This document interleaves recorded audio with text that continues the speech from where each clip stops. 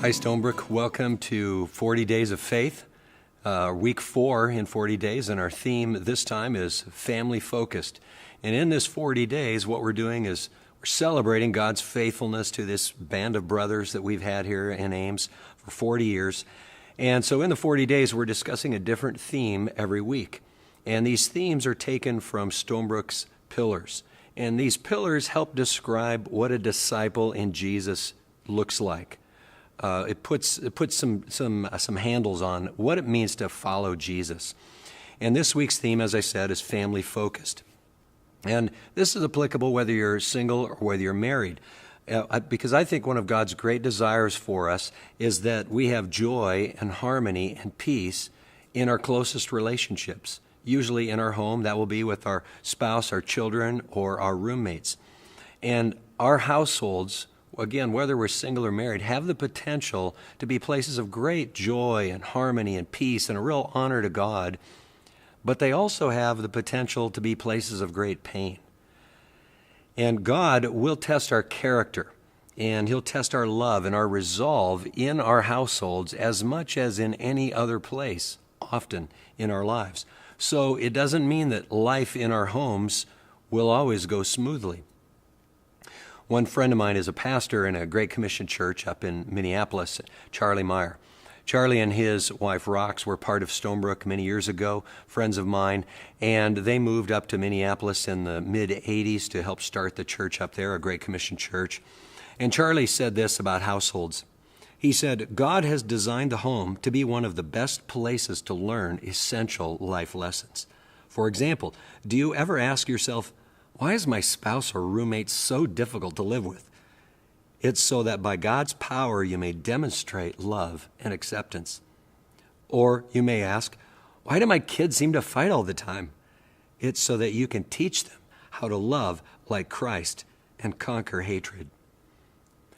And so the households that we live in will be places where God will test us and build us and cause us to grow. And we should be prepared for that and not be surprised when it's hard at times. That's okay. It's part of God's proving ground. But our households can also be places of great refuge, and that would be God's goal, is that they become places of refuge, of joy, of harmony, of close relationships, and of disciple making. And I want to hit one major quality. There's lots we could say about how to have strong households, but I just want to mention the overarching theme of love.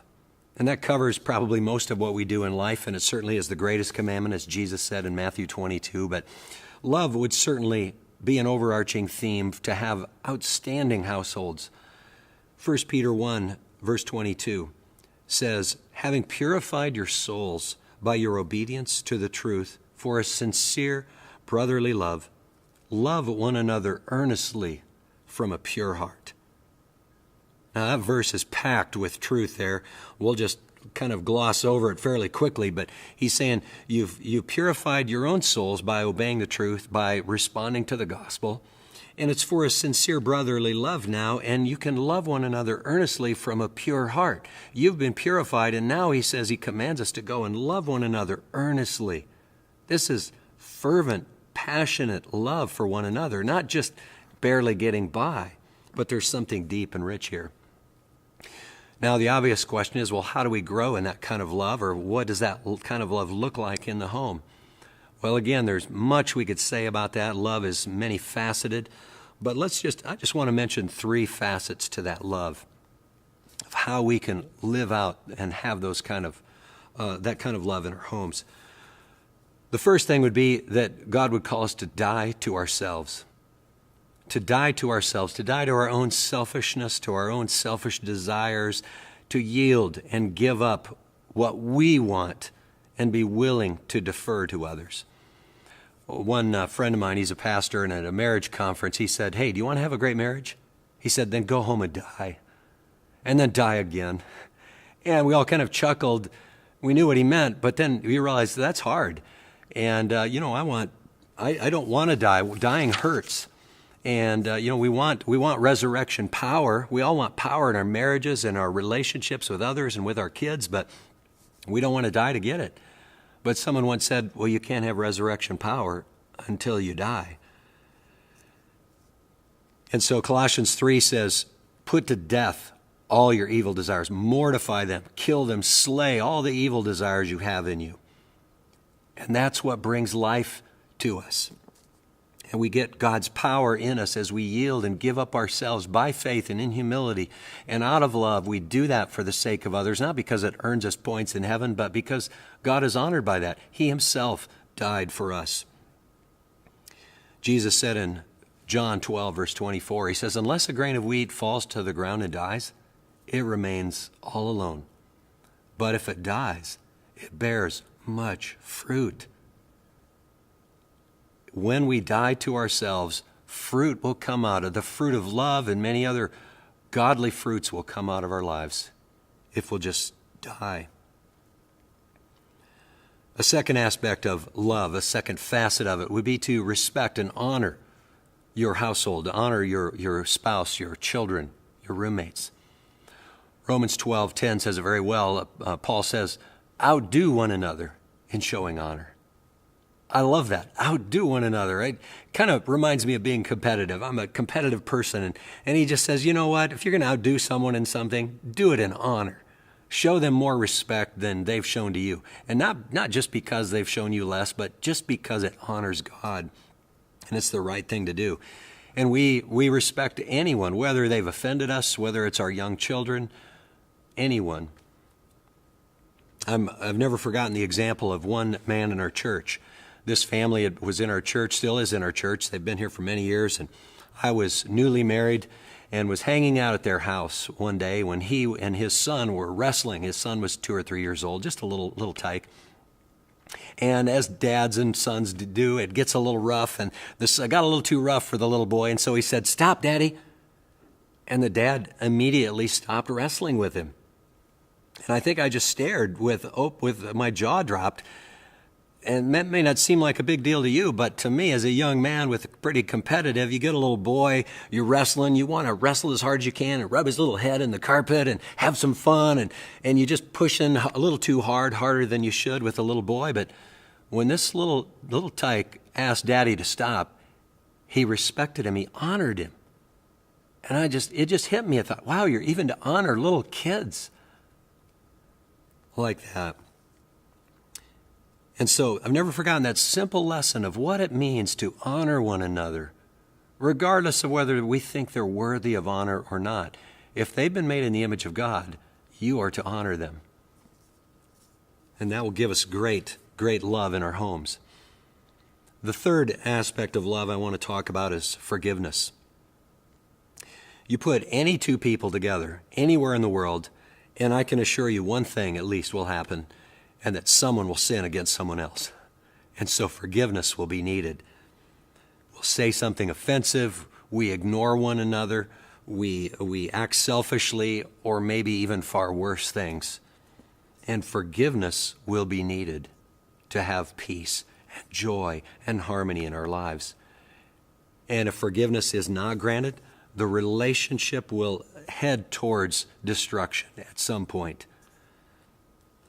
Colossians 3, Paul says it so clearly here. Colossians 3:13, he says, "Bear with each other and forgive whatever grievances you may have against one another. Forgive as the Lord forgave you." And that last phrase is so powerful. It may be in the top 10 most powerful things said in the Bible. He says, "Forgive as the Lord forgave you." And what Paul does, he forces us to go back to our own forgiveness, our own salvation. And we have to examine what's our relationship with God. What has God done for us? We go back to our relationship with God and we realize, oh, wow, I committed high crimes and treason against God, and I was deserving of the death penalty. I wasn't a child of God, I was a child of wrath. And yet the Son of God, the Father placed all of my sin and the debt that I owed God on the Son's back, and he carried that for me and washed all of my sin away. The Father and the Son carried my debt for me. And that's really what forgiveness is. And that's why now God says, once we've received our salvation, he says, look at what I've done for you. Now go and love others like that. Forgive as the Lord forgave you. And so the Lord might even say, if I'm tempted to hold a grudge against my wife or one of my kids, the Lord might even say to me, how dare you not forgive them when I've forgiven you? And so it's a glorious call for us to go back and remember again freshly what God has done for us. And then really it's relatively easy then to forgive others, because our forgiveness that He's done towards us is so much greater than what others owe us. So I want to wrap up as we think about what it means to love in our homes, to die to self, and to forgive and to honor one another. That living that out day by day, and we'll get tested. We won't succeed perfectly, but living that out, growing in those things will give us a far greater home life. Our house can become a place of refuge and peace and joy and harmony that we all long for, but it's so elusive in our world today. And we have to remember, we'll be tested in our homes. There will be days we won't want to love, we won't want to honor, we won't want to die to self, and that's okay. That's our testing ground, and it's a chance for us to trust God and to love Him all the more, and to show that love by loving our own family or our roommates. And the result will be that our homes can become more and more a place of glory and honor and joy to God, can bring joy and satisfaction and companionship to our own hearts, and can be a bright light to a world that's so dark and so starving for real quality relationships like we can have. I'll just wrap up with this. In 1 Chronicles chapter 4, verse 10 in the Old Testament, a simple man named Jabez offers up this simple prayer, and he just says, Lord, bless me. And that's my prayer for us, that the Lord would just simply yet powerfully bless us in our households. God's grace be with all of us.